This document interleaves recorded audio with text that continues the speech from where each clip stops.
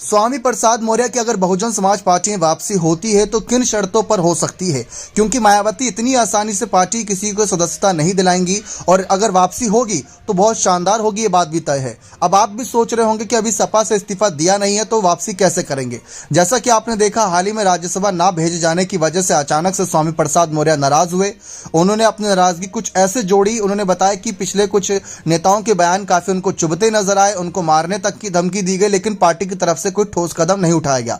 जबकि ये आज से नहीं हो रहा, पिछले 1 साल से हो रहा है और ये ऐसे वक्त में इस्तीफा दिया जब राज्यसभा चुनाव को लेकर बातें साफ होती नजर आई। और आपको याद दिला दे कि बहुजन समाज पार्टी में जब स्वामी प्रसाद मौर्य हिस्सा थे मायावती की बसपा के, तो नंबर 2 के नेता थे, यानी कि मायावती के बाद उनकी ही गिनती होती थी। प्रदेश अध्यक्ष पद और बाकी तमाम बड़े पदों पर इनकी ताजपोशी थी। तो मायावती की बसपा में इनका काफी अच्छा खासा मान सम्मान और जनाधार था, लेकिन जिन हालातों में पार्टी छोड़ी उसके बाद मायावती ने स्वीकार करें बहुत मुश्किल है। लेकिन हाँ, राजनीति में ऐसे पाला बदल काफी लगे रहते हैं। इमरान मसूद की बात कर ले, चाहे दानिश अली की बात कर ले, काफी ऐसे नेता हैं जो पाला बदलते रहते हैं, फिर भी मायावती उन्हें स्वीकार कर लेते हैं। लेकिन अगर पार्टी की सदस्यता ने दिलाई जाएगी तो हो सकता है कि 3 शर्तों पर दिलाई जाए। ये भी कंफर्म नहीं है, ये हम कहीं ना कहीं काफी न्यूज जुटाने के यानी कि रिसर्च करने के बाद आपको बता रहे हैं जो मायावती के पुराने स्टेटमेंट थे। पहला यह कि मायावती हाल फिलहाल में दिए गए स्वामी प्रसाद मौर्य के बयानों से काफी हद तक नाराज हुई। उनको पसंद नहीं आया मायावती को कि स्वामी प्रसाद मौर्य धर्म के नाम पर बयानबाजी करके अपनी राजनीतिक रोटियां सेक रही हैं।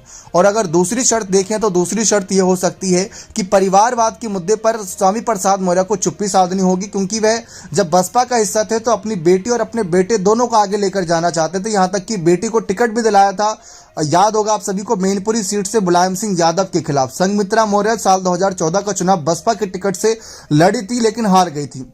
अपने बेटे उत्कृष्ट मौर्य को भी आय करना चाहते थे। और तीसरी बड़ी शर्त यह होगी कि उनको सपा भाजपा की पूरी विचारधारा को वहीं के वहीं छोड़ना होगा और बसपा की विचारधारा को अपनाना होगा।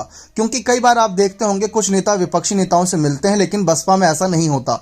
बसपा में अगर ऐसा होता है तो इमरान मसूद और दानिश अली हाल जैसा होता है, जैसे कि उनको मायावती ने पार्टी से बाहर का रास्ता दिखा दिया, सस्पेंड कर दिया जाता है। तो इन 3 शर्तों पर हो सकता है अगर वापसी हो तो इन 3 शर्तों पर हो, लेकिन फिलहाल तो ऐसा नजर नहीं आ रहा कि स्वामी प्रसाद मौर्य आप इस्तीफा भी देंगे, क्योंकि इस समय प्रेशर पॉलिटिक्स करते नजर आ रहे हैं कि सपा पर दबाव बनाए ताकि लोकसभा चुनाव में ही सही उनको कुछ बड़ी जिम्मेदारियां मिल जाए। राज्यसभा भले ही ना भेजा गया हो, लेकिन लोकसभा चुनाव में उनको आगे मौका मिले या फिर कुछ और बड़े पदों के लिए उनको आगे पदोन्नति की जाए अखिलेश के द्वारा।